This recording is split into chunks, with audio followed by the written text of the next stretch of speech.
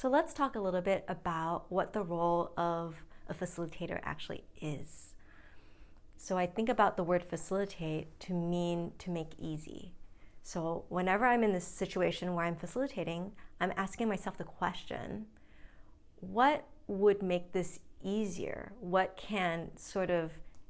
obstacles do I need to take out of the way so that we can clear the space for the experience that we actually intended to have?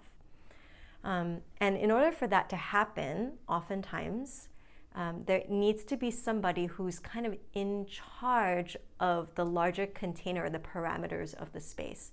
Because as a participant, I noticed that when the facilitator isn't stepping up into leadership or into like enforcing the kind of parameters of what we're here to do in terms of like time or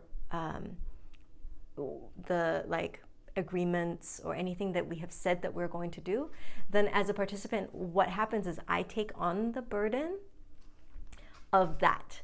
So I'll give you an example. As a participant, I really care about knowing what to expect in terms of time.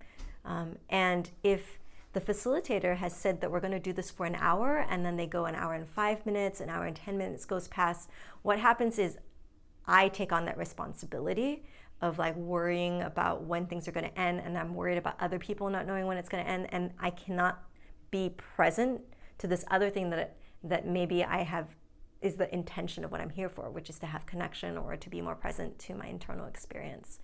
So as the facilitator, it's my job to notice that time container, set the expectation of the group, and then also hold it.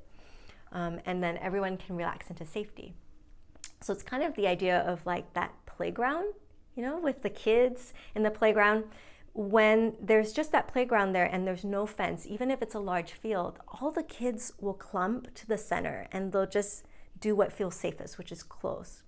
But if there's a sturdy fence around that you can see, what happens is the kids will fill up the entire space of the field and have a lot more freedom. So that's my job as a facilitator, is to create that fence, but also like kind of enforce it. With that though, there's like a little bit of a tension there that I like to pay attention to, which I call the intent to empower versus control.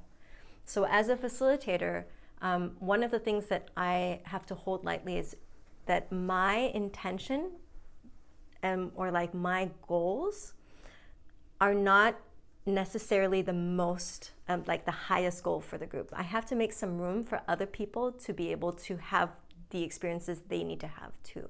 So it's like I can't hold it too tightly, because then what I'm doing is I'm saying that what's here is not okay, or you're doing it wrong, and that gets in the way of of learning.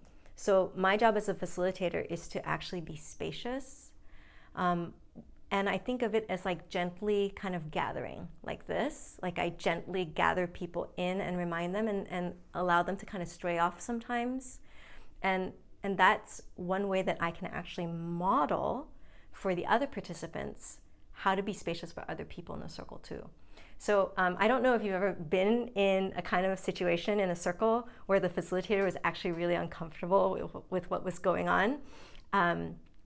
And kind of didn't step in but wasn't okay with it, that like discomfort dissipates into the whole group. So for me as a facilitator, the way that I show up for that is that I either decide that that is behavior that I want to kind of rein in. So I'd be like, I'm going to pause you there, or interrupt someone so that they can kind of come back into the container. Or I model spaciousness and making that okay, so that nobody has to worry about whether or not we're still doing the thing that we set out to do. As the facilitator, to create that container also, one of the things that we do is we do our best to anticipate the needs of the participants so they don't have to worry about it and hold it, and they can relax and be held. So just like we mentioned, anticipate the needs to understand what's going on, anticipate the need to understand what time container that is, to be able to notice when somebody wants to feel heard or seen. Those are kind of the things that we look out for. And it's a lot to do and a lot to track, but it does get easier and easier as you practice.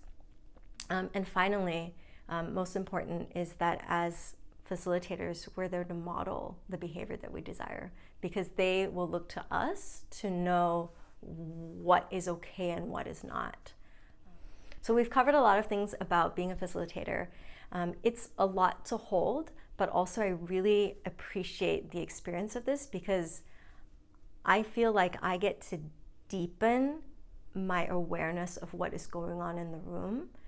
And also, because my job to model this work is kind of paramount as the facilitator, I get to have like a much deeper understanding of what is actually going on in the room. And I'm really excited for you to have that kind of rich experience too.